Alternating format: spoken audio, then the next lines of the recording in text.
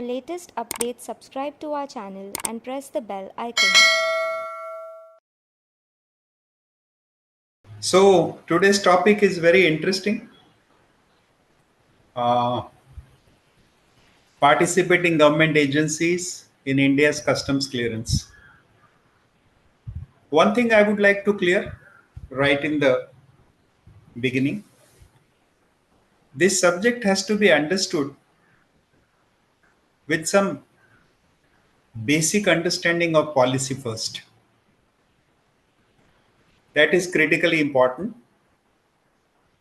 So we will start with what are participating government agencies,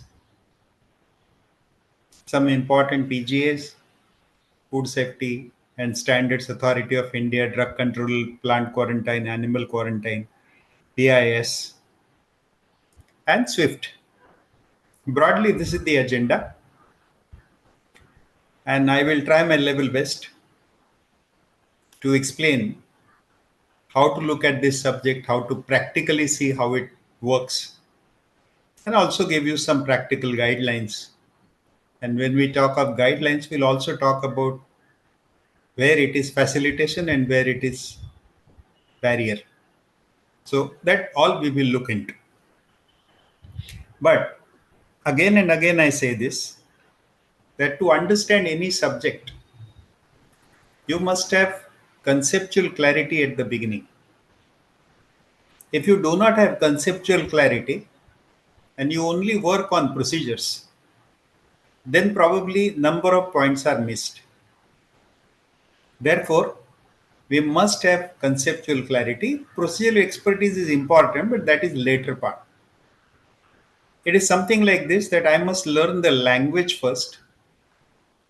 If I understand the language, then I can read number of books. If I do not understand the language, the books may be extremely good, but I don't get anything out of it. So, our initial discussion would be understanding the language, and subsequently, we will look into the books. That's the whole idea. So, what are participating government agencies? Try and understand this. They are also known as partner government agencies, primarily government bodies that regulate specific goods entering or leaving a country, working in conjunction with customs and border protection. Now, there are three things that is being talked about. One, regulating specific goods entering, regulating specific goods leaving, and then border protection and customs. So there are three or four angles that needs to be seen. When it comes to regulation, who is going to decide the regulation? Who is going to implement the regulations? Why are the regulations? And when it comes to customs, it is not only regulation but very critical aspect of all customs working is revenue. Revenue is critical for the government as well. And when it comes to border protection, this is a serious issue. What exactly do you call border protection? Is it protecting the border of the country from war, from missiles, or for anything of this sort? Then somebody will say, I have full army, air force. Why should I bother about it? There are special people designated for this purpose. But what about transactions that are taking place? If they are not in compliance, if they are illegal, and directly, indirectly create problems. And that problem could be serious. It need not be in one particular area. For example, FSI, food safety standards. Now, is it really connected with the border protection? But simultaneously, Do you care about people? Do you care about food consumption? Do you care about the health? If yes, then yes, indirectly we are helping everyone. This point has to be understood because the products covered under these controls are multiple kind of products. Some of them are chemicals, some of them are related to arms and ammunition, some of them are related to food safety, some of them are related to textiles, some of them are related to environment, plant quarantine, etc. And everything is connected. So it's more like a human body. When we say human body, we need to protect from all possible disasters that may happen. This point has to be understood so that we can differentiate between the role of the agencies and what exactly they are going to look at. Then comes the second point. They establish and enforce regulations, inspect goods, and provide guidance to ensure compliance with various laws and regulations related to health, safety, and security. This is comprehensive understanding put in the smallest possible words. It talks of enforcing and establishing regulations. It talks of inspecting the goods. It also talks of providing guidance to ensure compliance with various laws and therefore number of ministries. It is not related to one single ministry or one single control. Number of people are going to look at these things. So this is the second point that needs to be understood. And then we have to correlate with health, safety, and security. Let's first understand what are important PGAs. They need not necessarily be related to products. They could also be related to concepts. So first one, Central Board of Indirect Taxes and Customs, CBIC, the nodal agency for customs operation. This goes back to again establishing regulations, enforcing regulations because custom is a border agency. Anything and everything cannot come in India, anything and everything cannot go out of India. If there is some agency responsible for border protection of goods and services, both, I may put it so, then in that case, custom becomes a border agency. In other words, you file a shipping bill. That doesn't mean you are allowed to export the goods unless until shipping bill is passed. Passing of the shipping bill is done by the customs authorities. And naturally, whatever is applicable to your goods will be taken into account. So it's a nodal agency for customs operations. Then it comes DGFT, the second critical agency, you can say, responsible for implementing the government's foreign trade policy. Now, foreign trade policy has three categories of goods. One is called prohibited, second is called restricted, and third is called freely permissible.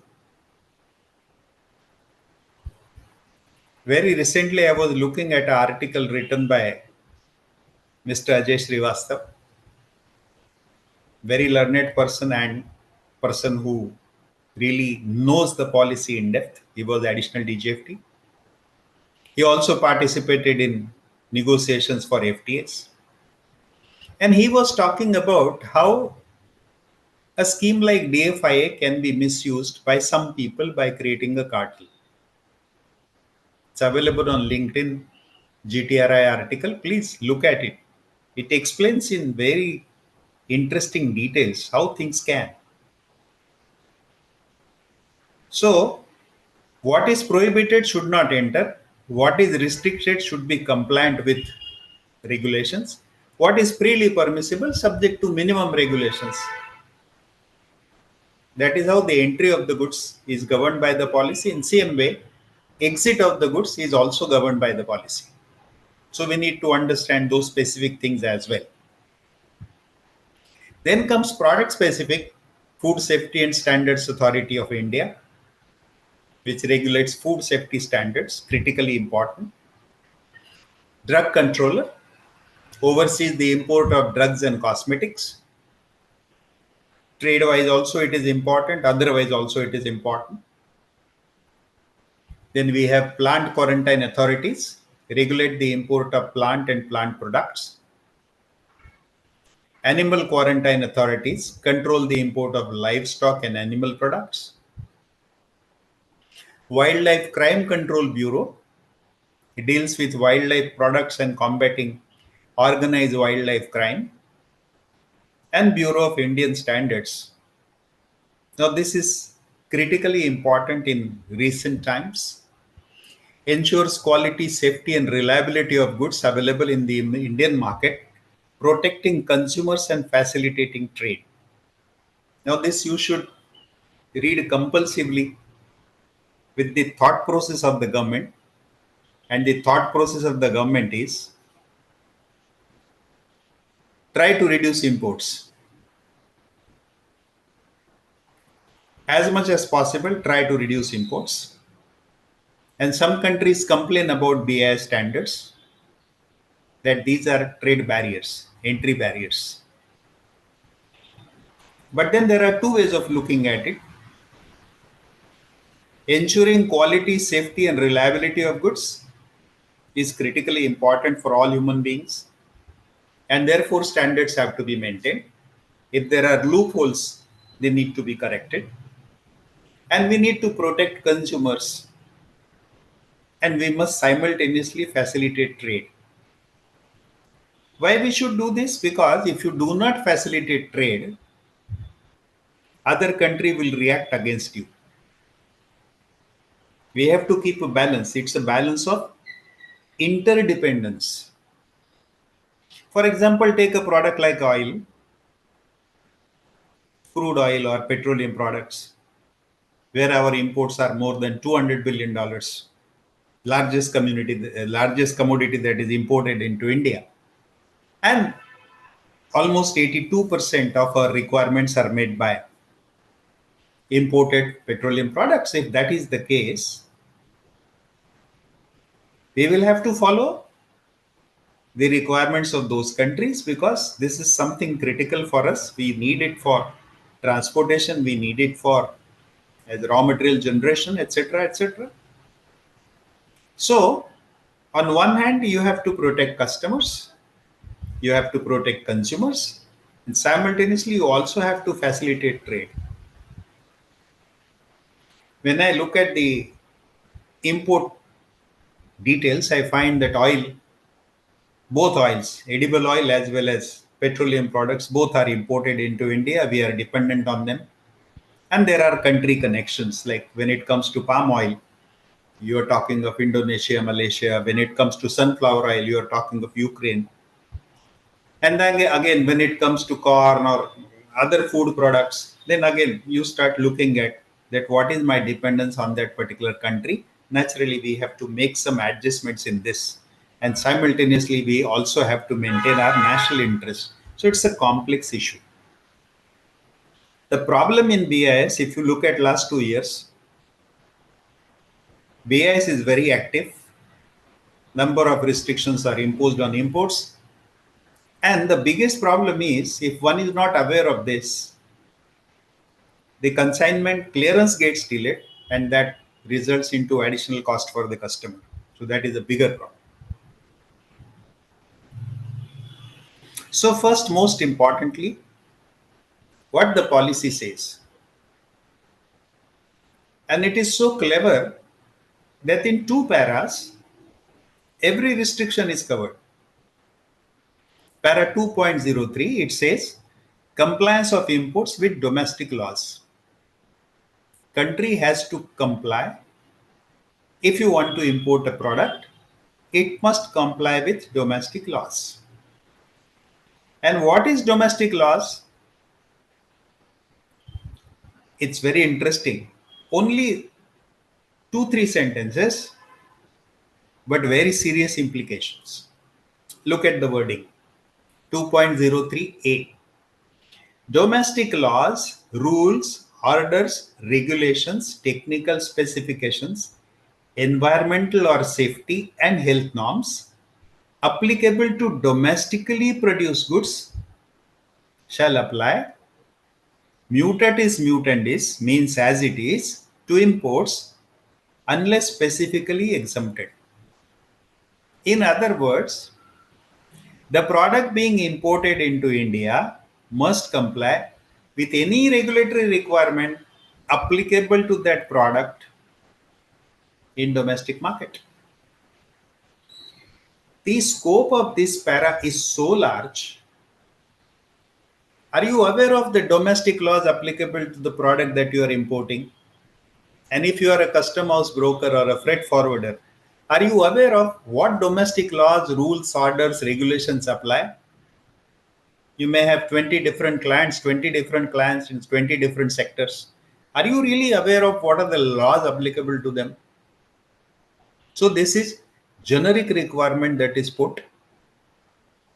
But the question that is why it becomes so difficult is the word produce goods shall apply mutatis mutandis, means as it is. Whatever I have prescribed in domestic law applies to imported goods as it is.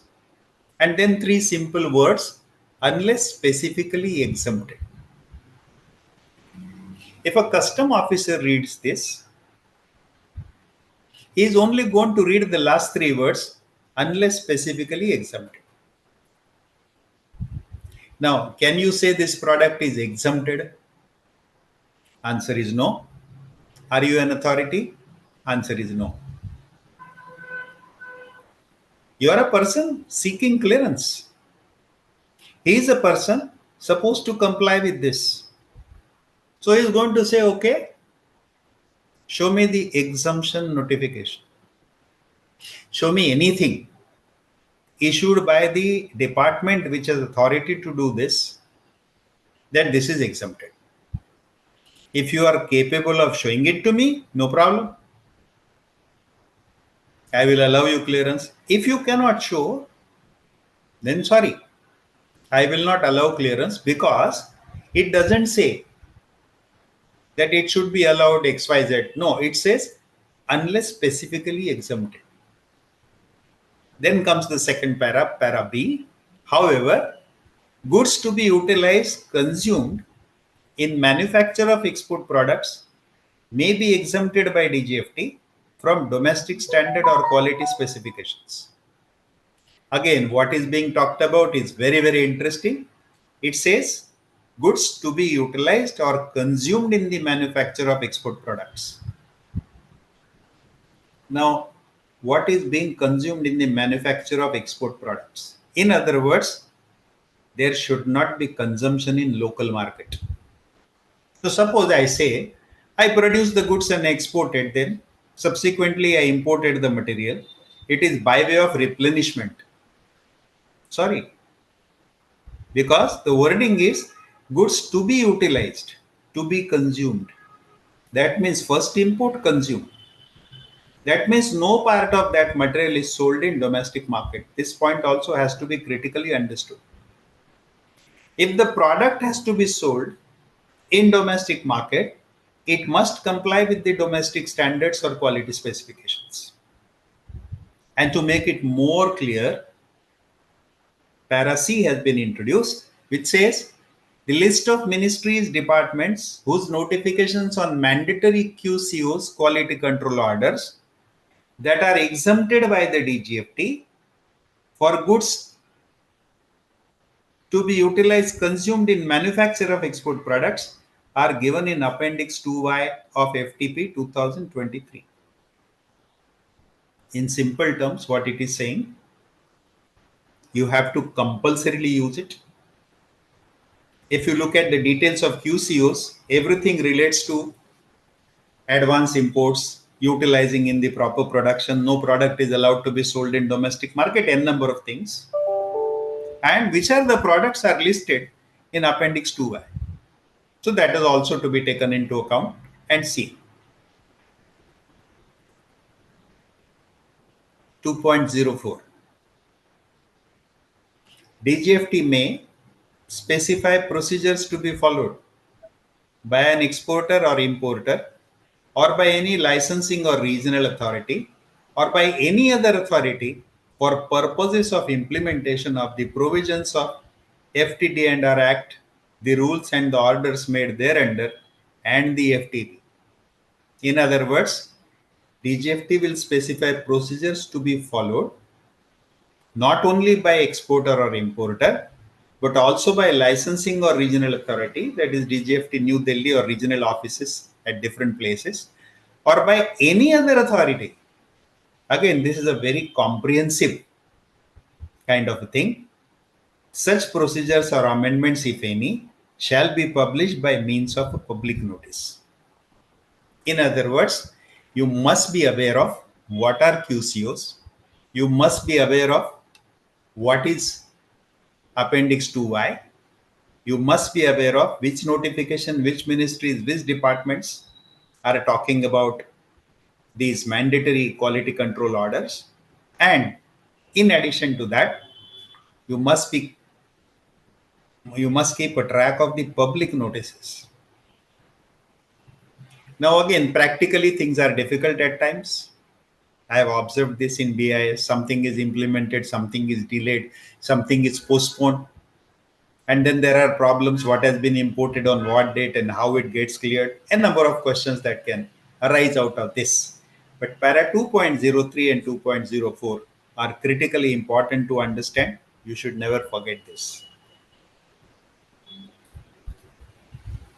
Now let us go into one by one all that we are talking about, because this is generic. When it comes to customs, when it comes to policy, these understandings are critically important so that you understand the role of the person who is actually examining or allowing clearance of the goods. This is a critical part. Now let us go to what is Food Safety and Standards Authority of India. It is a statutory body established under the Food Safety and Standards Act of 2006. It operates under the Ministry of Health and Family Welfare, responsible for regulating and supervising.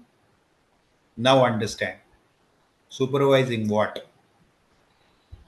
The manufacture, storage, distribution, sale, and import of food to ensure the availability of safe and wholesome food for human consumption. Is it only related to importing? No. Is it only related to manufacture? No. It includes anything and everything: manufacture, storage, distribution, sale, and import. What is the purpose? Purpose is making available safe and wholesome food for human consumption. You know, in London, I have seen this. You walk into a shop, a mart, so to say, and particularly with reference to food. When the first time I saw it, I was a little surprised, but then I understood the meaning of it. And I was very happy that somebody takes care to this extent. There are two expiry dates. On the label, there are two expiry dates. One is date for consumption, and second is date for shelf.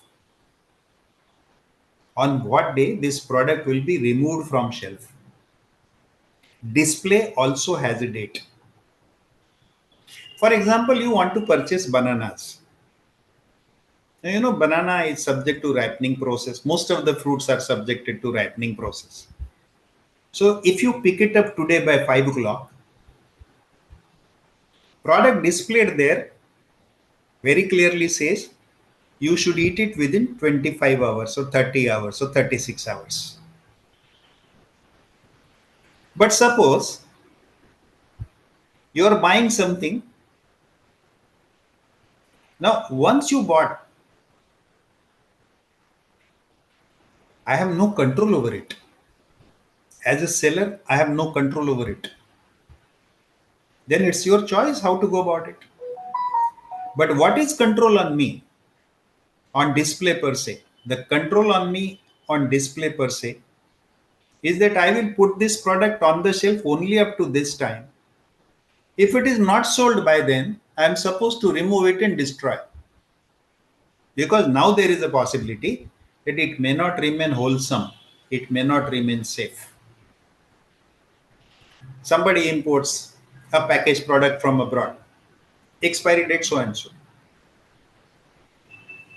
Now, expiry date for display, expiry date for sale, another market in Dubai, cheese. On 22nd of February, cheese displayed on the market is available, and the distributor or the seller is saying it is subject to 70% discount. You feel very good. 70% discount, wonderful. So I want to purchase 2 kilos of cheese. But then simultaneously is telling you the expiry date for consumption is 28th February. You may take 5 kilos, no problem, because you are getting 70% discount. But don't complain. If you can consume it in next 5-6 days, okay. If not, I'm not responsible for it because I've already displayed, I've already told you this. In India, such kind of things are rarely seen. And our mental habits are also like that we get very interested in discounting, and therefore please check what is exactly required, because if the product is not safe for your human health, then it might, you discount maybe 20 rupees, 50 rupees or 100 rupees, and your hospital bill may be 5,000 rupees. So you have to be careful about such kind of thing. That is why this institution is also equally important. This was created to consolidate various acts and orders related to food safety into a single unified body. It sets science-based standards for articles of food and ensures their compliance.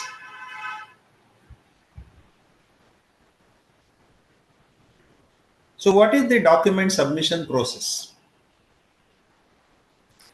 Importers of food products must register on the Food Import Clearance System, which is integrated with the Indian Customs Electronic Gateway (ISGATE), to initiate the process of obtaining a no objection certificate (NOC). Once registered, the importer or their custom house agent must file an application for NOC through the portal by selecting the relevant application type, such as pre-arrival or post-clearance scrutiny. The application must be accompanied by a set of mandatory documents, including Form 13A, test reports, copy of bill of entry, invoice, packing, general products, etc., and detailed labels of the food items. Each product must be individually listed along with its composition, level of ingredients, and relevant IEC codes. In situations where a product is not available in the FSSAI database, a temporary product approval may be sought by submitting a request through the system.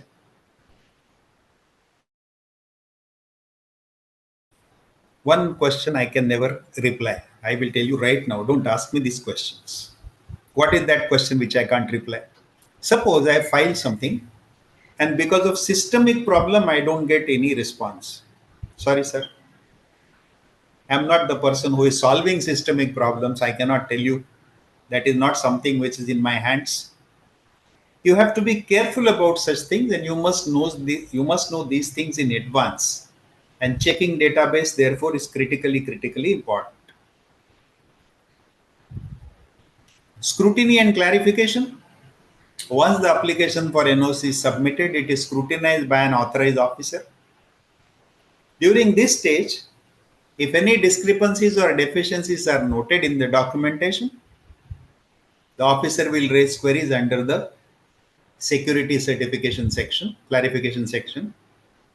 The importer must access the query under the fourth tab titled Discrepancies and Clarifications on the portal and respond accordingly. If the discrepancy is deemed rectifiable, the importer must also access the rectifiable discrepancy section to upload corrected documents or provide clarification with supporting evidence. This is critically important. That's why I say you must study well in advance, because this is available. In good old days, this was all supposed to be done by submitting papers to a different office.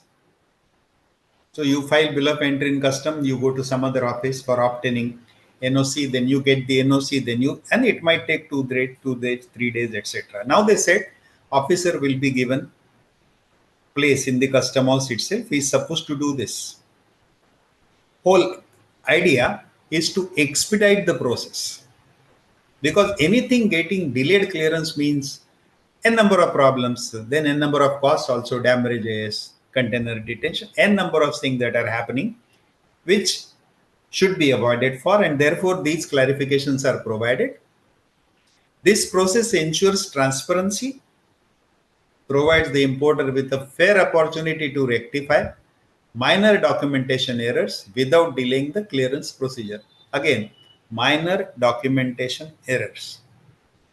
What about major errors? If I am not aware of some restriction imposed on my product, that is why I continuously say this. You have to update yourself. You should be absolutely updated.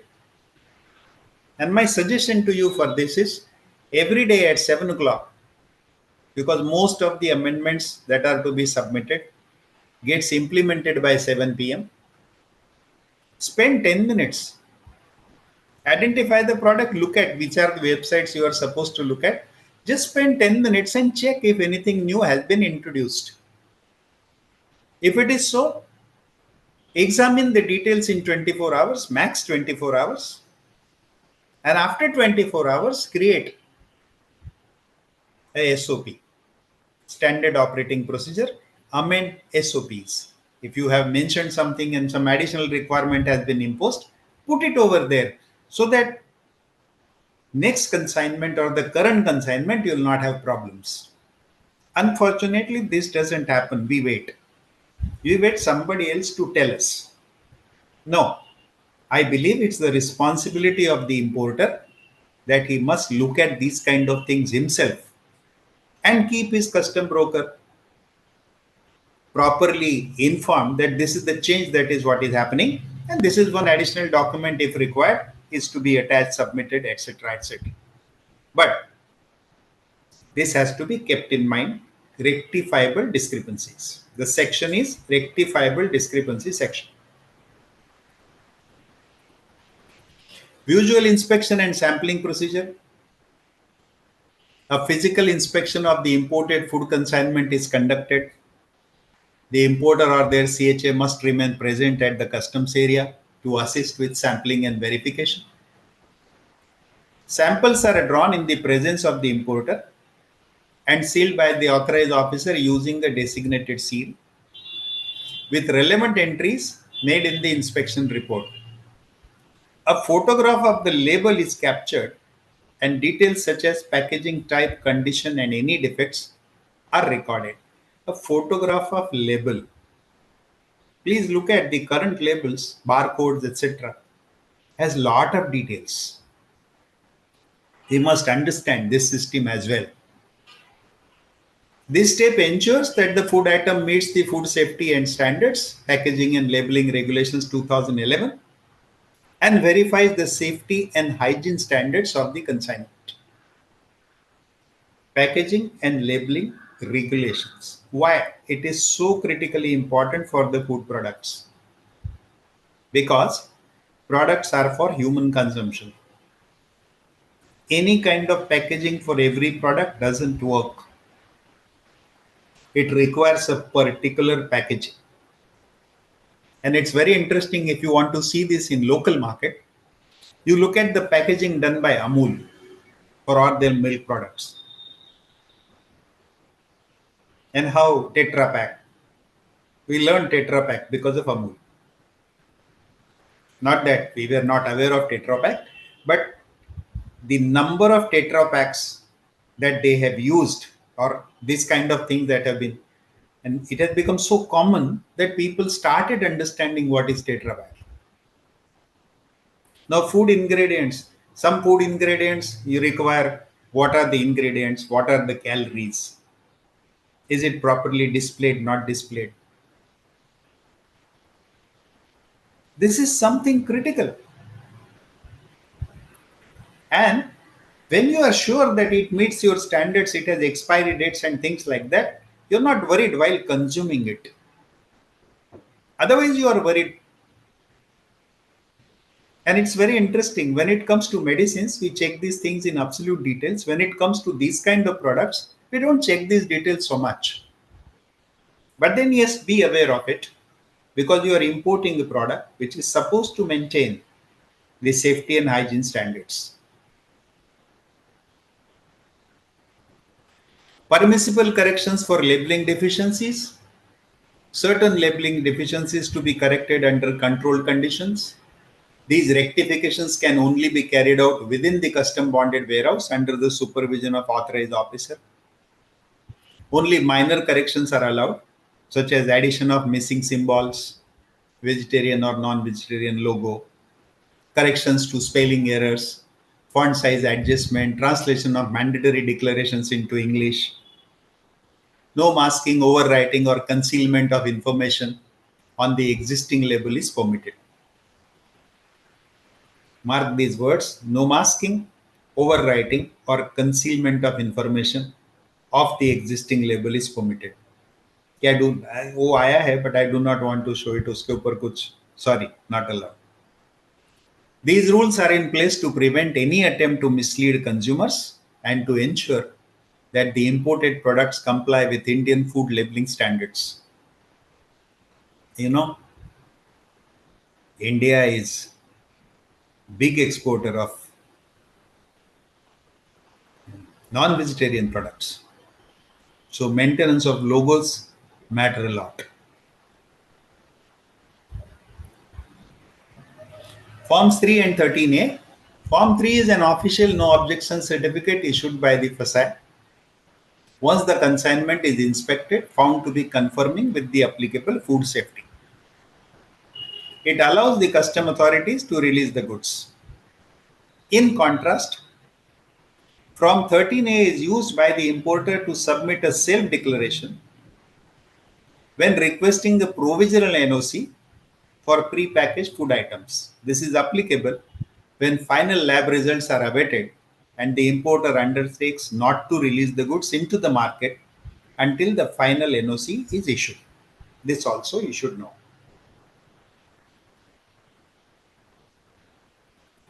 Import of food for special non-commercial purposes. What is non-commercial purposes? Articles imported for research, development, testing, exhibitions or re-export are subject to special provisions.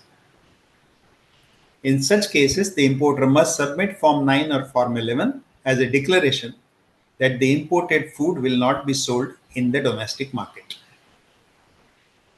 Must also label the goods clearly stating their specific use for testing purposes only. Maintain proper documentation to trace the movement and usage of the product. These exemptions are strictly monitored and non-compliance may lead to regulatory action. This point also has to be kept in mind because many times we remember things at the last minute. No, you should have proper SOP for this. Second, plant quarantine. Legal and regulatory basis. Now this is completely different. Understand why. The import of plants, seeds, and other agricultural items is governed under the Destructive Insects and Pests Act 1914 and the Plant Quarantine Order 2003.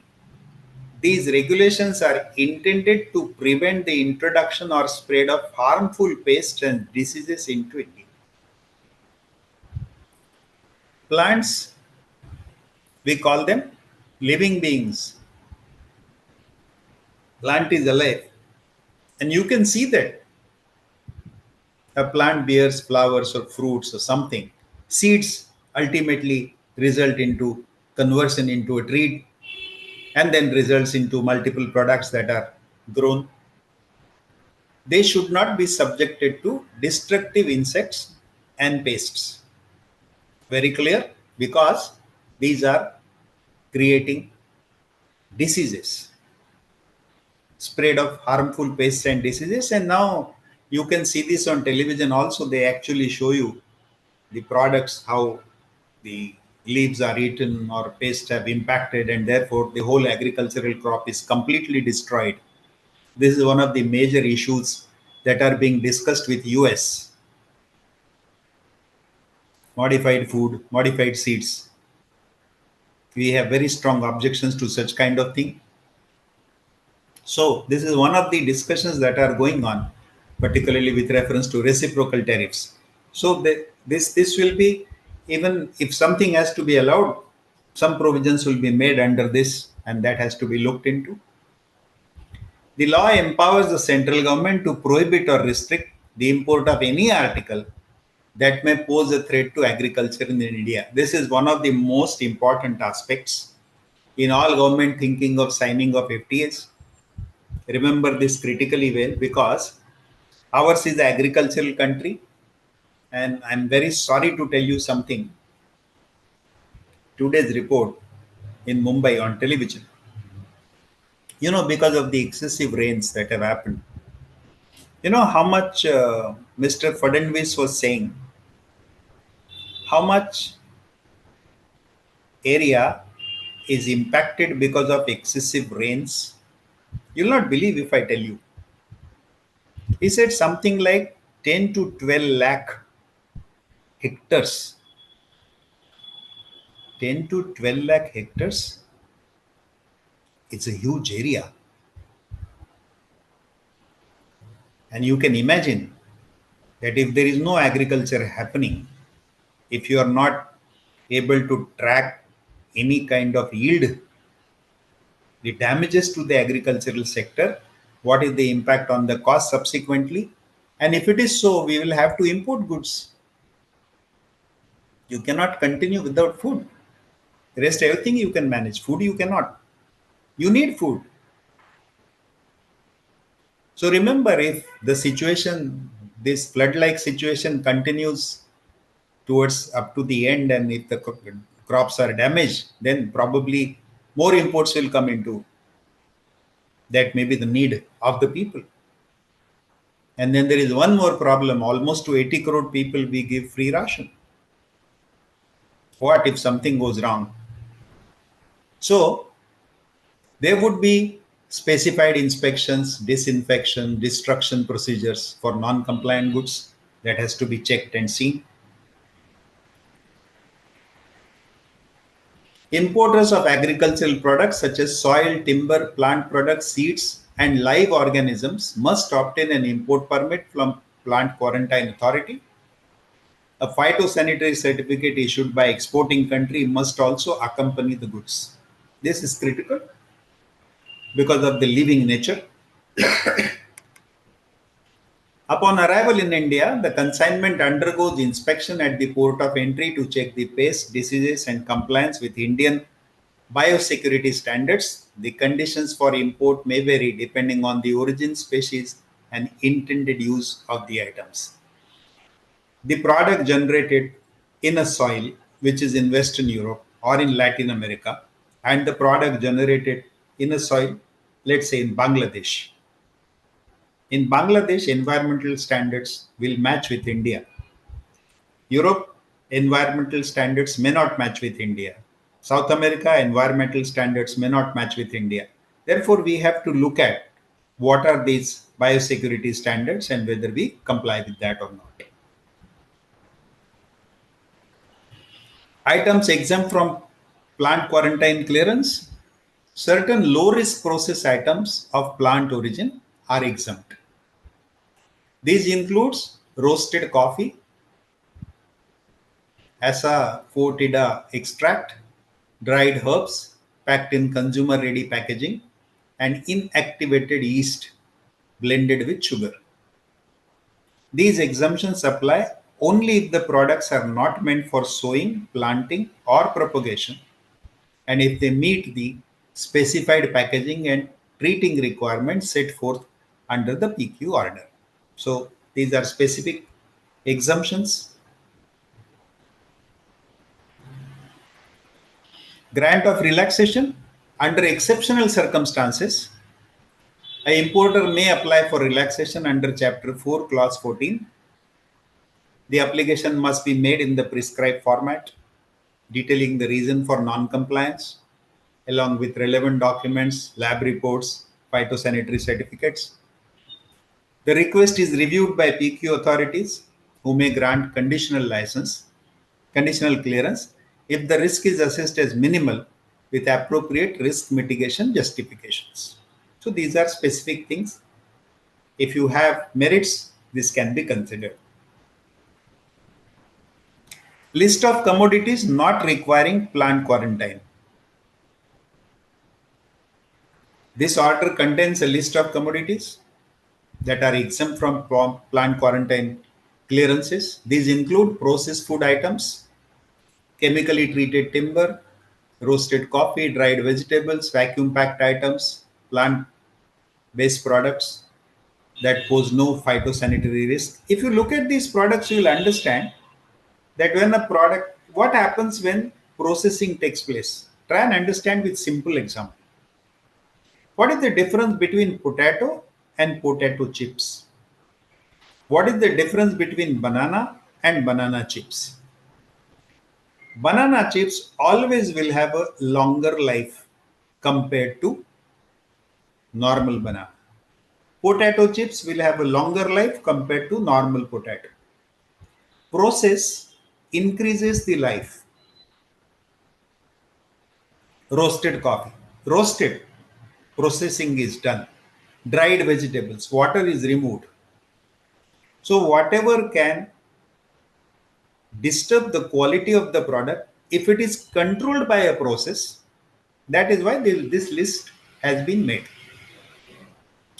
These exemptions are granted only if the product has undergone sufficient treatment to eliminate pests and pathogens and is not intended for sowing or propagation. So processed product is not utilized for sowing. That part has to be understood. Importers must still retain proper documentation to demonstrate the exempt status of the product to customs authorities. So this is required. If you are coming under this category, if you are importing this product, please remember these provisions. Sanitary import permits. They are mandatory certificates required for the import of all livestock and livestock products into India. These include fresh, frozen, or processed meat and meat products, animal tissues, egg powders, leather, bones, and other specified animal byproducts. What is most important to note is animal byproducts. So they are not created in a factory per se, and animals are living beings. Fresh, frozen, or processed meat and meat products. Because again, it's a question of a lifespan. A processed meat, how long? A frozen meat, how long? Fresh, how long? How long it is suitable?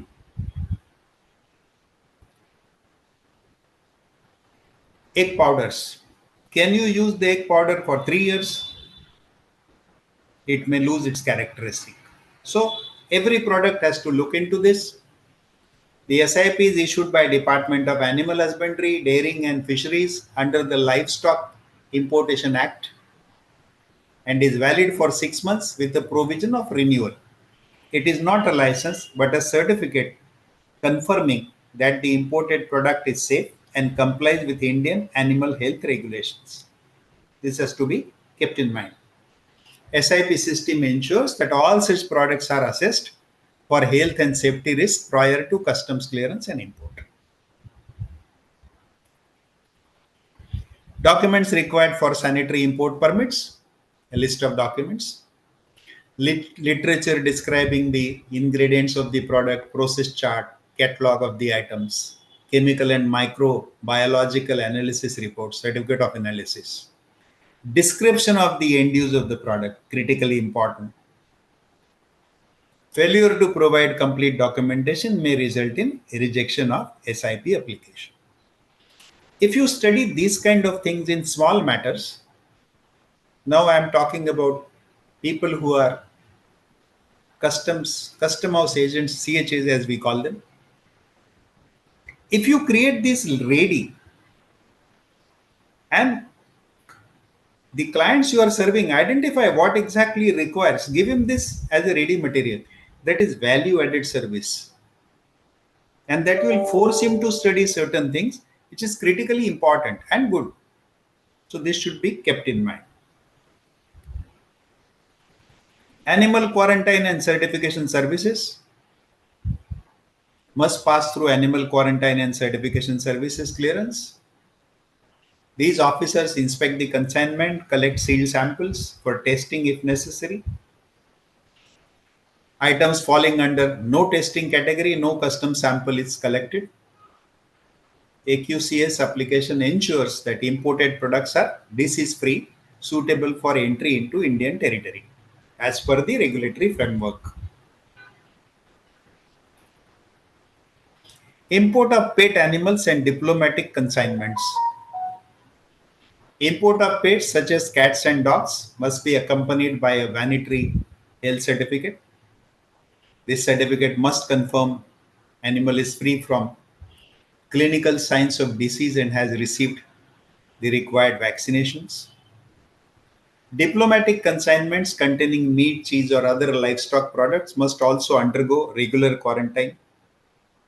Now, why this specific diplomatic consignment? Because people who represent their country and stay in India, compulsorily they have to stay. Somebody comes from Brazil, appointed in consulate, appointed in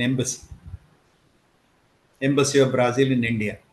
He is used to certain type of food from his childhood and he wants to continue with that. This is why this has been included, because similar products, maybe which would be required by Indian embassies abroad. Their government should permit those particular items. So, and these are not meant for, practically meant for commercial sales. It is more for consumption. And therefore, with formal approval from the Ministry of External Affairs that the use is genuine, this can be given. Even for diplomatic or personal imports, standard procedures of quarantine, testing, SIP issuance apply in accordance with the applicable laws. Provisions for high risk and prohibited imports. Certain items such as raw hides, fur and bones are classified as high risk materials. These imports must comply with enhanced health protocols, subject to additional certification and post arrival inspections. Now, pathogenic avian influenza, HPAI, importer must provide certification showing that country has been free from HPAI for at least 12 months prior to shipment. Now, these are international standards. We need to follow them. In case of disease outbreak, the Department of Annual Husbandry may suspend imports from specific zones or countries based on risk assessment. This has happened and this is going to be more and more post COVID, because when COVID happened, nobody knew how it is spread, why it is spread, how it is going. So, a lot of things were thought of and discontinued, and this becomes critically important. If some disease spreads because of some imports coming from some place, then this has to be checked very, very carefully. This is a continuously ongoing process. Labeling and marking requirements under DGFT and customs. Most of these products are pre-packaged. So you require labeling, what it contains. You also require marking, depending on.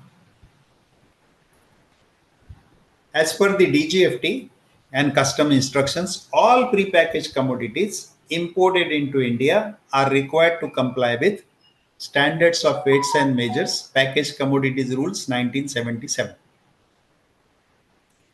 The label on such product must include the name and address of the importer, generic or common name of the commodity, the net quantity of standard units of weight or measure, the month and year of manufacture or packing, and the maximum retail price, inclusive of all duties, taxes, and charges. MRP has to be mentioned. These labeling requirements apply strictly to products intended for retail sale. Exemptions may be provided only for bulk raw materials or components not meant for direct consumer sale. So, absolute clarity on this. Whatever is being used for retail sale and whatever is packaged commodity, then it must comply with the requirement of Weights and Measures Packaged Commodity Rules 1977.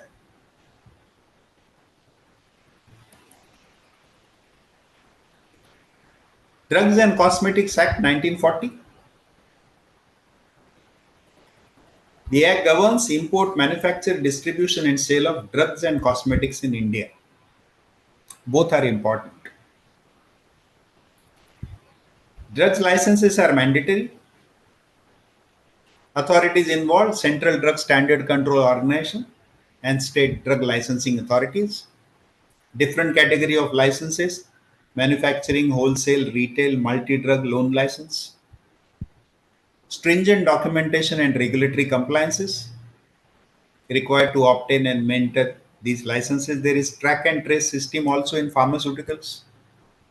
When you get a product manufactured by somebody else, the labeling, everything has to be so clear that if somebody wants to trace it, maybe after 3 years, you should be able to trace that who has made this. Batch wise details have to be compulsorily kept. Cosmetics import registration. Cosmetics. Understand, cosmetic is something which can be called a beauty product. But simultaneously, never forget, it is applied on human body. Therefore, the body has to be protected, come what may. Absolutely necessary. And therefore, product must meet those standards. Products have to be registered. Brand details have to be used. And it also goes to a social way of thinking.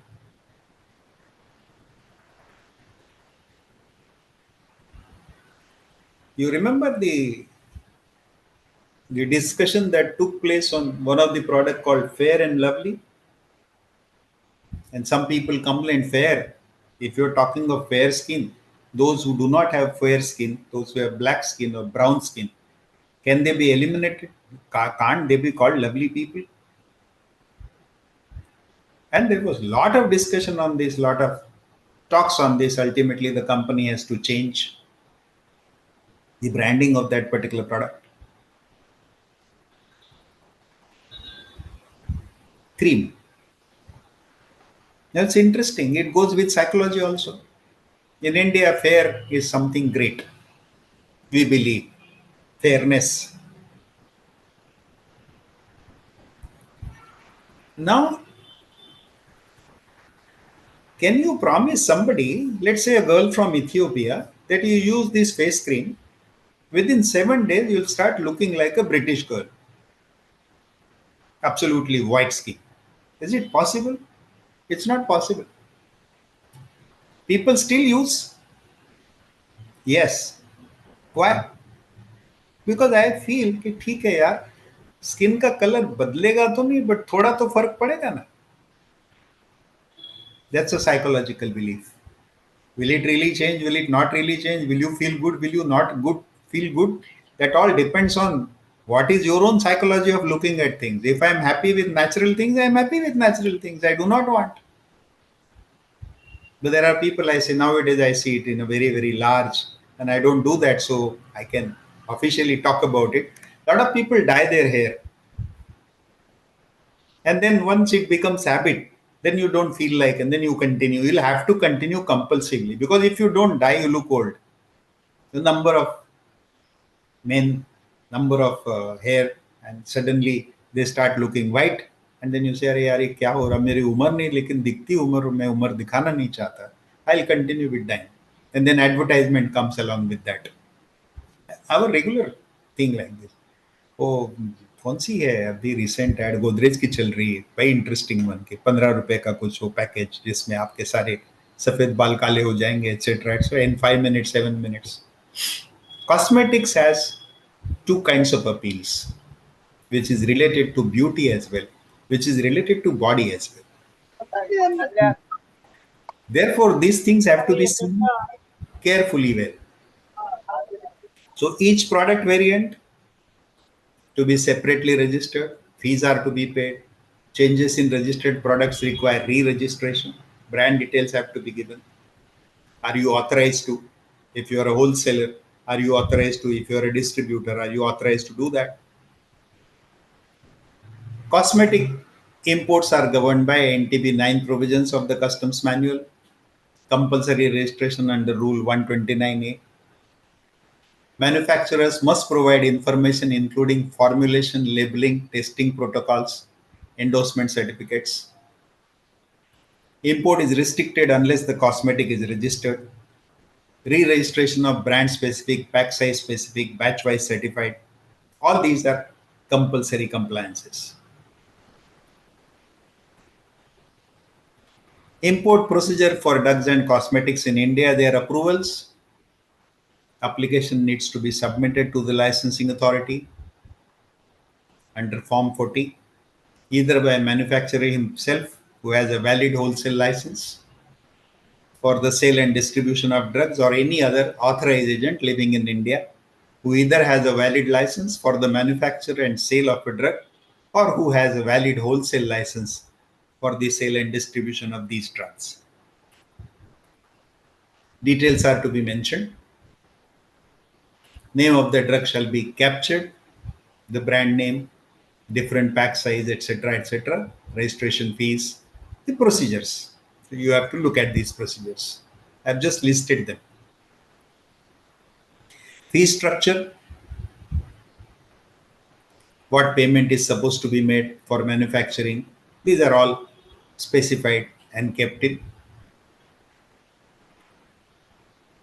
So these are procedural details you can look into. BIS quality standards, NTB 10. This is critical to understand. Bureau of Indian Standards oversees quality compliance through several non-tariff barriers. What is non-tariff barriers? Non-tariff barriers are of three types. The first non-tariff barrier is called licensing. Second non-tariff barrier is called quota or quantitative restriction, QR. The third type of non-tariff barrier is technical standards. So BIS looks into this aspect. These NTBs relate to mandatory compliance for goods either under licensing, standard certification, or product specific regulations. You have to follow them, no options. Examples include standards of tires, pressure cookers, toys. Toys should not have lead content. Other equipments. BIS Conformity Assessment Regulations 2021 outline the framework and issuing licenses and standard marks. Please note this down that these are likely to increase. If we want to be completely Atmanirbhar and if we want to push, and if the situation is such that you do not want imports to come for those particular products, or you believe substandard products are coming, then definitely the scope of BIS will increase. And to that extent, you'll have to keep looking at it. Considering the current geopolitical situation, the regulatory situations that are across the globe, and protectionism followed by a number of countries. So please keep an eye on this. BIS certification scheme, electrical appliances, construction materials, automotive components, food products, household items, chemicals, IT electronics. Now, one more point you have to remember in this, that these are ISI marks. Sometimes there are going to be problems. A product superior to us, if made by some international standards, the fellow sooner or later is going to ask, when my standard is higher than you, why should I register it under BIS? You should allow my product as it is. I'm sure this is likely to happen with negotiation in EU, that higher standards which we follow, you must accept our own standards. There is no need of again obtaining this particular aspects. There are critical angles to this and they have to be seen. CRS compulsory registration scheme applicable to mobile phones, laptops, set-top boxes, power adapters. Then ITA 1, ITA 2 agreements, technology agreements related to IT related goods, IT electronics as well. So these are all new things that are going to increase. And as you know, the artificial intelligence goes ahead. You will have more and more laptops, more and more tablets, more and more mobile phones, empowering number of things. And suddenly the import will increase. For example, nobody expected power bank, but now power bank has become such a common thing. So these are technology oriented products that are likely to be covered coming in. Hallmark, where the purity of the product is concerned. Then chemicals, cement, steel products, footwear, glass products. Depending on what you are using, how you are using, and some of the examples are provided for, so they have to be looked into. Conformity assessment scheme, a scheme for grant of license to use or apply standard mark for goods conforming to Indian standards. All products and manufacturing processes seeking BI certification, includes conformity of management systems, covers definition, complaint process, labeling, marking, validity, suspension, cancellation. Complete structure is provided. Look at Annex Year 1 of the regulation, you will get these details. Fee structure as well. Guidance document on quality control orders, critically important. BIS, the national standards body, engage in the activities. The Indian standards established by BIS forms the basis for the product certification schemes, which provide third-party assurance of quality, safety, and reliability.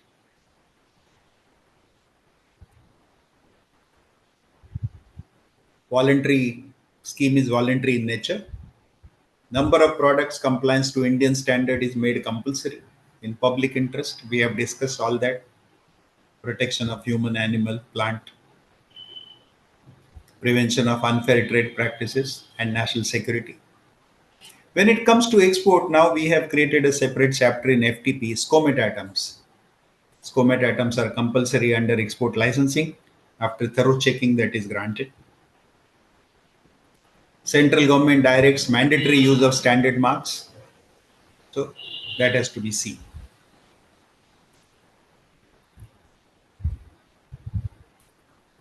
Now this para is critically important. Read carefully. The central government, after consulting BIS, publishes QCO, quality control orders. Read in conjunction with section 17 and subsection 3 of section 25 of BIS Act, thereby bringing the products under BIS mandatory certification. And then what are the requirements? The relevant scheme of BIS Conformity Assessment Regulations 2018. These references will play an important role. So this is a consolidated information that I'm trying to give you so that you have good idea as to what is required, how this has to be looked into. Date of commencement, this is declared. The date of commencement of the QCO is clearly emphasized in the order itself so that stakeholders are well aware of the timelines for its implementation in terms of necessary manufacturing and testing infrastructure. So, dates are given in advance. This has to be followed. Prohibition orders. After the date of commencement of QCO, no person shall manufacture, import, distribute, sell, hire, lease, store, or exhibit for sale any product covered under QCO without a standard mark except under a valid license from BIS, certificate of clearance. This has to be kept in mind. Domestic laws rules already told you. If imported, such products will need to comply with Indian standards compulsorily. For those products, the manufacturer in foreign country will be required to obtain a license from BIS under the Foreign Manufacturer Certification Scheme. Elaborated. Lot of people are asking me for this, how to go about it, and there are complaints also filed by the manufacturers abroad that your system takes pretty long period of time, etc., etc. But details are provided. They are available on the website. You can check about them. Penalty for contravention, of course, as per the law. Exemptions from applicability of this order. Any exemptions like non-applicability of the order on specific product meant for export come under the purview of line ministry who has issued the QCO. Wherever exemptions are permitted, these are clearly brought out in respective QCO itself. Appendix 2Y, I already told you right in the beginning. And also the public notice is issued in this respect, which talks about what conditions are to be followed if you are prepared and you want exemption from applicability, provided nothing is sold in India. It is a pre-import condition applicable, and every single kilo that you import must be utilized for export production only.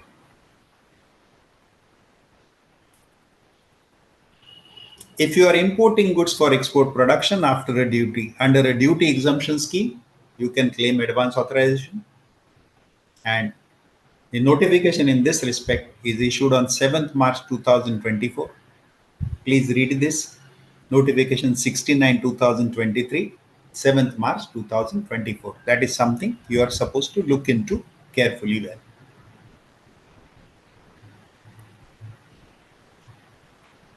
Amendment revision of Indian standards. This is the latest information. The latest version of Indian standards, including the amendments issued thereof, shall apply for implementing the provisions of QCOs. Wherever any amendment or revision is made to an Indian standard covered under the QCO, such amendment or revision shall apply to the provisions of QCO with effect from the date defined notified by BIS. In such cases, BIS provides sufficient period for concurrent running of both the versions of Indian standard as well as revised standard. The licensee manufacturer shall change over to the revised version of Indian standard within the timelines notified by BIS from time to time. This also keep in mind. Clarifications. If you want clarification related to applicability of QCO, anything, they may approach the concerned line ministry, Department of Central Government. If any person is having queries, clarifications under Indian standard covered under QCO, they may approach BIS. Most of these things are available online, and that is why I said right in the beginning, don't ask me, server doesn't work, sir, मैं क्या करूं? उसका कोई answer मेरे पास नहीं है.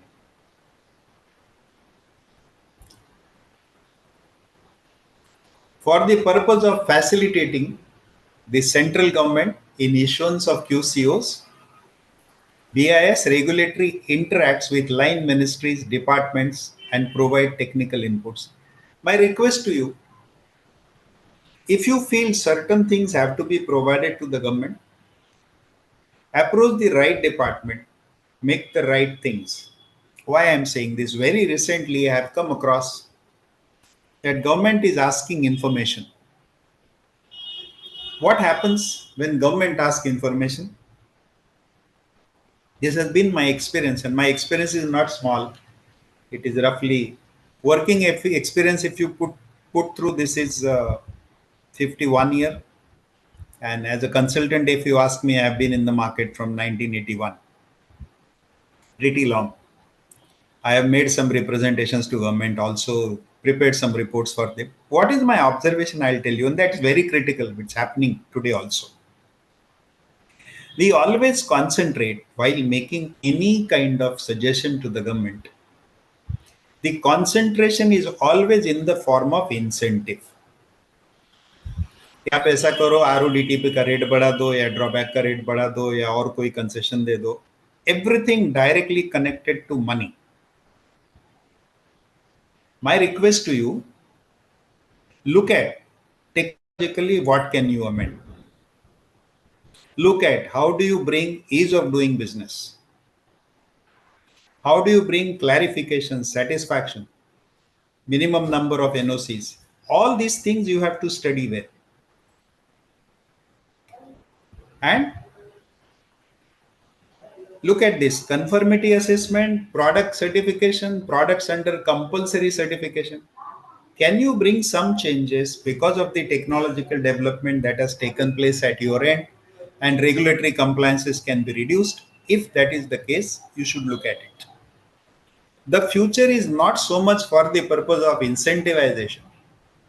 The policy has made it very clear that under WTO norms, we are moving away from incentivization. Don't ask for incentivization. Instead, ask for those recommendations which will help you clarify issues, which will help you sort out issues, and which will help government also to bring in. Otherwise, what is happening?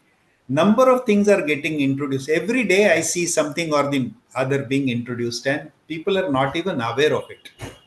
Forget about making right kind of recommendation, asking for a change. They are not even aware of it. We have to be aware of this, and particularly technological issues. Now, whole world is talking about artificial intelligence. If artificial intelligence can have some processes and tell me this can be done without any problem, why do I require additional NOC? Why can't my own standards be implemented and seen and certified? This is what is happening across the globe. If you look at 2000 and 2025, in 25 years, there is so much of change in terms of electronic documentation, and we all are facing those problems. If this documentation itself is taken over by artificial intelligence, that is another question that is likely to come. And at times, I feel that the jobs that are being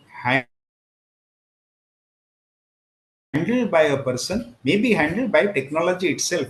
Whole processes can be finished, let's say in 5 days, 6 days, 7 days, and probably there won't be any manual intervention required. That will change the way ease of doing business practically works. We'll have to look at those aspects, make those recommendations. And when you make recommendations, give the rationale, give the provision, give what is the rationale. Also draft the text that this should be replaced by this, and that is how it should be worked out. On social media, we are so active. Why can't we be active on these areas also, particularly interacting with the line ministries, discussing with them, sorting out things, critically important. Swift.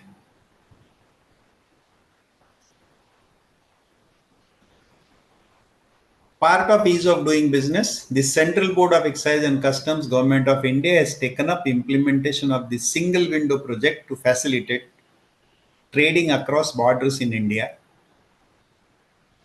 The Indian customs single window would allow importers and exporters the facility to lodge their clearance documents online at a single point. Regulatory agencies obtained online without the trader having to approach participating government agency. SWIFT has streamlined the entire process of clearance of consignments and has significantly reduced the interface between trade and regulatory agencies. Agreed, but it requires refinement. It also requires time bound compliances from the other side. For exporter importer, all time listing things are there. I cannot amend bill of entry after certain time. I cannot amend shipping bill after certain time. Why can't it be so that using the single window interface, even government reacts in the same manner? Any query raised have to be sorted out within the time frame. This is something which we have to push. The way they have pushed, government has pushed, you must comply within this period, you must comply within this. We must also say that any query raised must be sorted out within this period of time.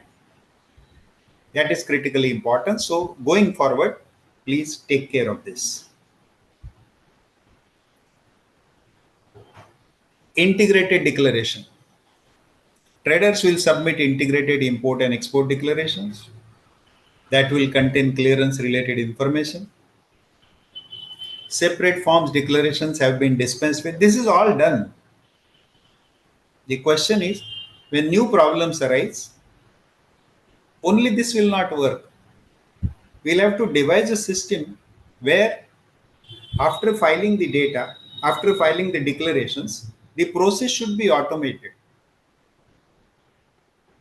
I always give that example. It should be as simple as NEFT transfer, RTGS transfer. You take a OTP, you give, matter done. Nothing you need to ask. That should be the clearance facility available across the ports. Why this is more important, let me tell you. One more bill has been passed in Lok Sabha which talks of domestic access. Domestic access, bill of lading, things like that. At present, all resources are being used only for export or import purposes. Can see we have a seashore, big enough seashore, 3,500 kilometers or so. Why can't we use it for transportation of goods which are meant for domestic market? It will reduce the carbon footprint. It will avoid the movement on the road. It will help reduce the costs, reduce the time taken for it. So this is something that we need to look at. And for this, the clearances should be very, very easy. No objection certificate for live consignment. Post import have been brought under the ambit of single import declaration. I was looking at India UK FTA. There they are saying certificate of origin, declaration of origin can be utilized for multiple shipments. Every time you need not go, you make a declaration, you just give a declaration, and all other subsequent shipments can take place under the same document. Why can't we do this? These are new issues that are being discussed. When we are looking at negotiating more and more agreements, and it is the need of the hour, you will be surprised to know this. If we include the entire Africa, our negotiations will be with almost 135 countries of the world. If that is happening, why can't we look at simplification of documents to a great extent? So, SWIFT will be something. Why a paper document has to be submitted? Why signatures? Why can't it be done using a digital signature? So, n number of things to be answered in this, and that should be taken up. Integrated risk assessment. Government agencies will use automated system. Indian customs already had a functional risk management system. It has to see, technically, blueprints are very good. It should percolate to the last person. I always believe in this. Whatever facilities you make, it should go to the last person. Last mile connectivity is critically important in India, and that needs to be seen in all our actions related to imports and exports. Automated routing, online clearances, paperless processing, all that you are aware of. I need not tell you, you know this very well. Now let us come to something very interesting. How PGAs can act as either trade barrier or trade facilitator. Very interesting study and worth looking at it carefully.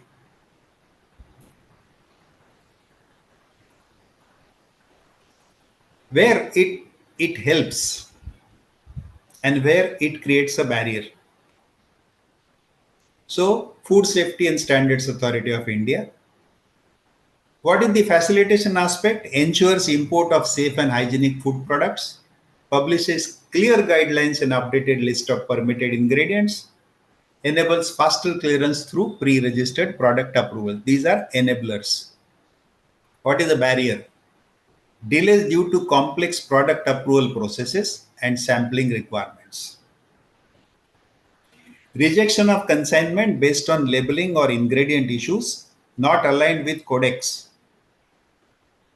A collection of internationally recognized standards, codes of practice, guideline standard. This is what I was talking about, that if I make a product which already is above the standard set by you, then why do I need approval from you?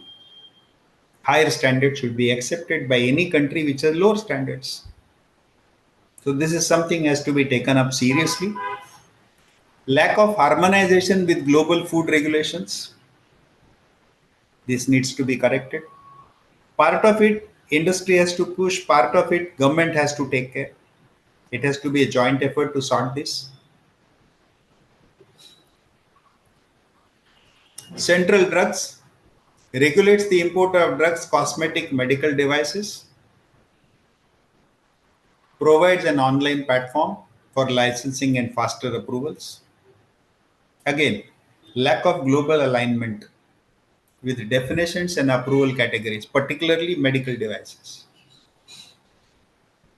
Are we a country which manufactures medical devices in large numbers, or are we a country which imports medical devices in large numbers? Medical devices come under chapter 90. If you look at the import figures, you will come to know how much we are dependent on.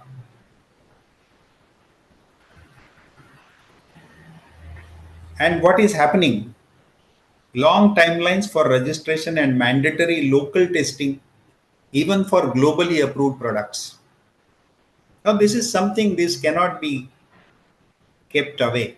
Medical devices are critically important for human health, and you need them best. If somebody has already global approved products, why can't they be imported? So this barrier also needs to be solved. Plant Quarantine Authority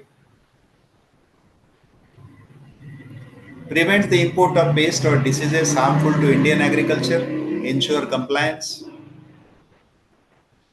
Limited testing infrastructure and inspection delays at ports. Critically important. Testing infrastructure should be, a lot of people have complained about this कि आपकी laboratory से बहुत time लगता है analysis आने में. Allow us to take it from somebody else, approve it. Frequent procedural updates without prior notice to exporter importers continuously happening. I think our people love this. This needs to be sorted out.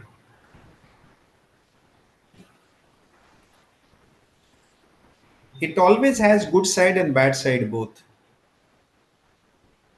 Frequent procedural updates, if they are sorting out your problems, most welcome. But they should sort out the problems.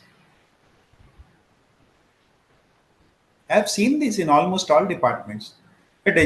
Same deficiency letter is issued 2 times. Why? Somebody is not understood. Some officer has been transferred, therefore it is getting delayed. If you want to make any procedural change, it should be informed well in advance. Let me give you some updates from EU. When they give you GSP benefit, it is normally limited for a period of 3 years.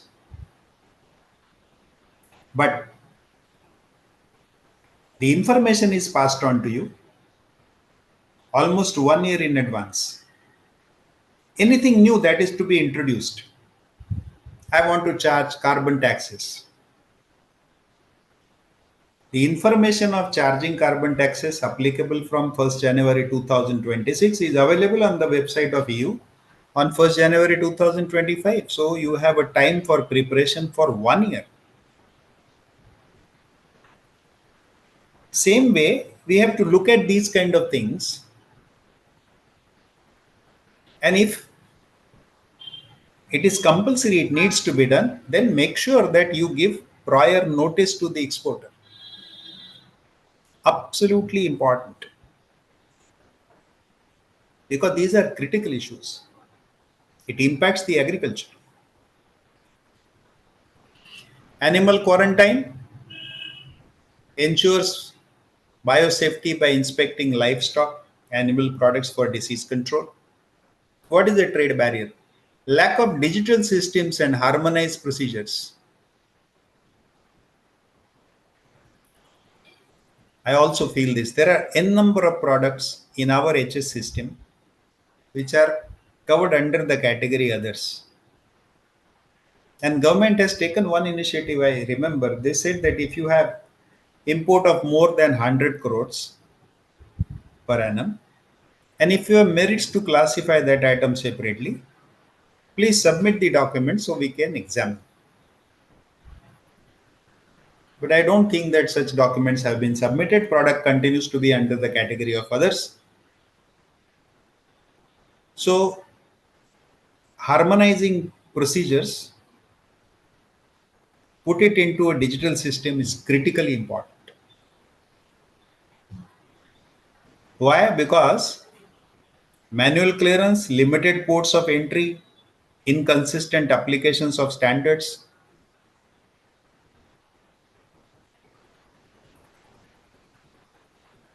This is something which one has to see carefully well. So please talk to the people who are connected with this industry, ask them to get the best possible methods, give the examples to the government, this is how it needs to be implemented, and then let's go ahead with this.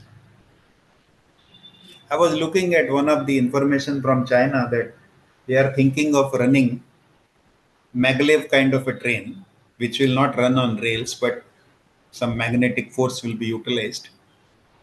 And therefore, it won't require replacement of rails, etc. And the speed they are talking of is in excess of 600 kilometers per hour. You think of if these kind of things are replaced, what will happen to carbon footprint, what will happen to trucking, what will happen to road repairs and things like that. And then look at the density of vehicles on the road, particularly close to the port, how much time it takes. So new systems have to be introduced and we need to learn from these kind of things. Labeling requirements, consumer awareness, transparency, absolutely no problem. Enables traceability and product accountability, very beautifully implemented in pharma. Now, what is the problem? Rigid requirements on size, font placements, and wording. Relabeling at ports leads to delays and additional costs. Why can't we have absolutely standard things? Lack of acceptance of internationally compliant labels. We should accept them. If it is accepted by 20, 50, 100 countries, what is wrong in accepting? Why should we have something little different than this. This is something one has to understand and look into carefully well. My request to you, please look at this and see what best you can do in this. BIS, on the good side, provides product standardization, safety, quality, performance, encourages ease of doing business by aligning some standards with ISO. But this is currently seen and very strongly seen. Mandatory BIS certification for several products adds time and cost. Limited capacity to handle foreign manufacturer registrations and non-recognition of equivalent foreign certifications. This is going to be a pain point for discussions of free trade agreements with developed countries. They are going to insist on this, that if we have equivalent foreign certification, you should accept them. And on the contrary, this should be reverse way, that if we also have equivalent foreign certifications, we should not be asked to register products over there. They should be accepted. Mutual recognition, MRAs. Mutual recognition agreements talk of accepting of laboratories in both countries, education in both countries. My degree should be accepted in your country, your degree should be accepted in my country. Because the aim is export of goods as well as export of services. So common requirements should be set and looked into. This is critically important.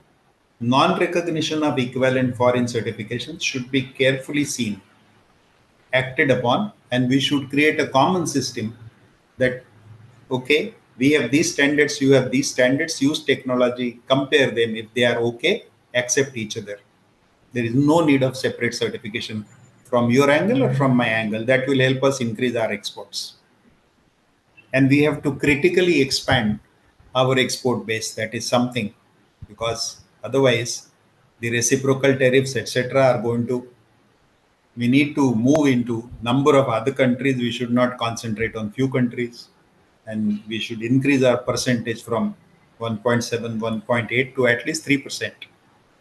In short span of 3-4 years, we require new steps, new understandings, new technologies, new expedition. This is something which all of us have to follow if we are really worried about our export performance. Export performance is critical otherwise also. So whenever import is necessary for resulting into export performance, that also we have to see. And since we are negotiating FTAs, we have to look at the interest of both the sides. It cannot be one-sided. So in conclusion, I would like to say only a few things. Standards have to be followed in national interest as well, no options to it. Complying with higher standards ultimately make your products acceptable across the globe. However, sometimes standards can also be considered as non-tariff barriers. And please remember, non-compliance results into delays in clearance as well as additional costs. Has to be taken into account, has to be seen very carefully, and always remember, imports for the purpose of exports, imports for the necessary requirement of our own people, and agreeing to common standards will reduce the documentary burden, will expedite the clearance, will help the exporters and importers to expand their own businesses. It is critically important. And in small areas, you look at this, you will come to know, right from share market to issuance of passport. When we utilize technology, things gets faster. We need to utilize technology.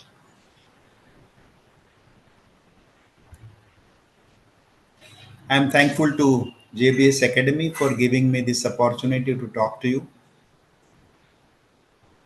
The more I speak, I always believe I learn. So it's a good learning for me as well. And whatever I'm going to speak to you, I'm also going to utilize in my own life. I'll have to work on, I'll have to study. And this kind of opportunities create, maintains my enthusiasm to study further. And so I'm doubly thankful. It's my habit to give a thought. Uh, Parul this side, sir, from JBS Academy. One sec. Let me, I'm not Just finished.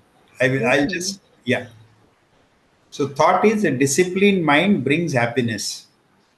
All controls or certifications ultimately aimed at disciplining something, ending the chaos. And therefore, let's hope that we train ourselves. The sources are these. I have purposely given so can very easily you can look into it and can get the practical. Finally, a big thank you. Now we can go for question answers if you have any, and we can we can do that. If you have, if you don't have questions, no problem. If you have questions, please feel free. If Virenji is around, he can add something to this.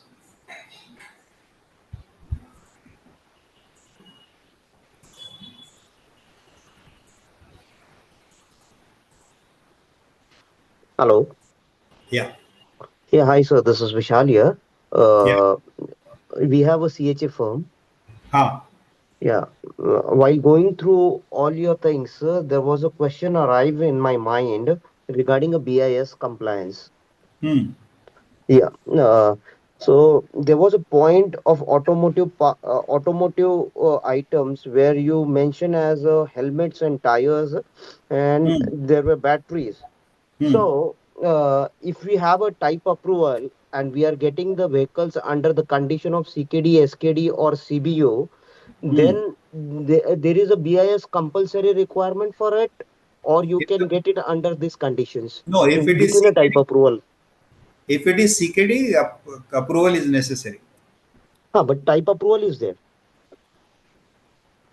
That you'll have to. You just raise one query on their standard and get okay. That's all. Okay, but is there Because see, anything try and like that understand. that you No, no, cannot no. import battery or any kind of the product which is compliance to BIS if it is separately imported? Hmm. If it is separately imported, then if it is already approved in the certificate that yes, component is also covered, no problem. Okay, But then it's please understand one thing. At the ground level, every officer will understand this, not understand this. okay, That is why it is better to get a clarification, keep it ready with you. If okay, some from the query is BIS raised team. like this, you can answer that. Okay, so the clarification has to be taken from the BIS team. Yes. Okay, thank you, sir. Yeah.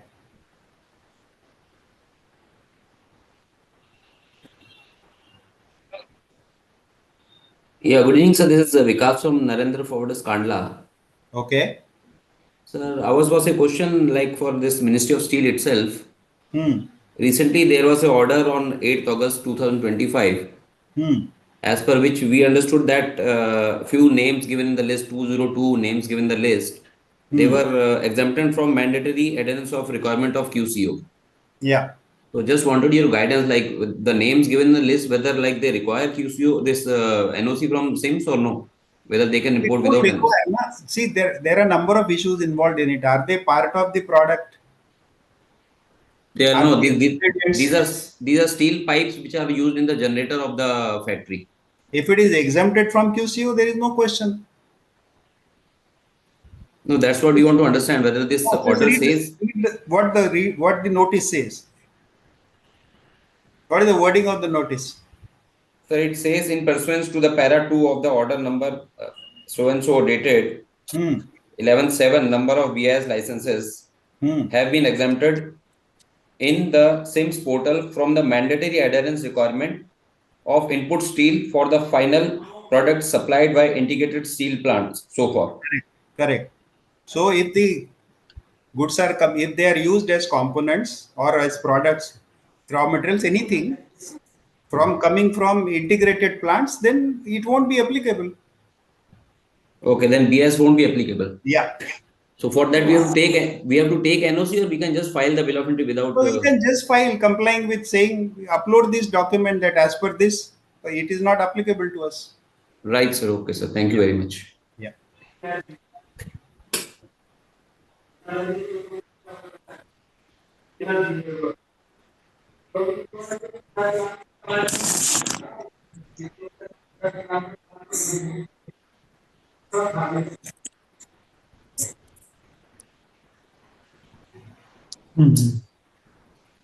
If anyone have query,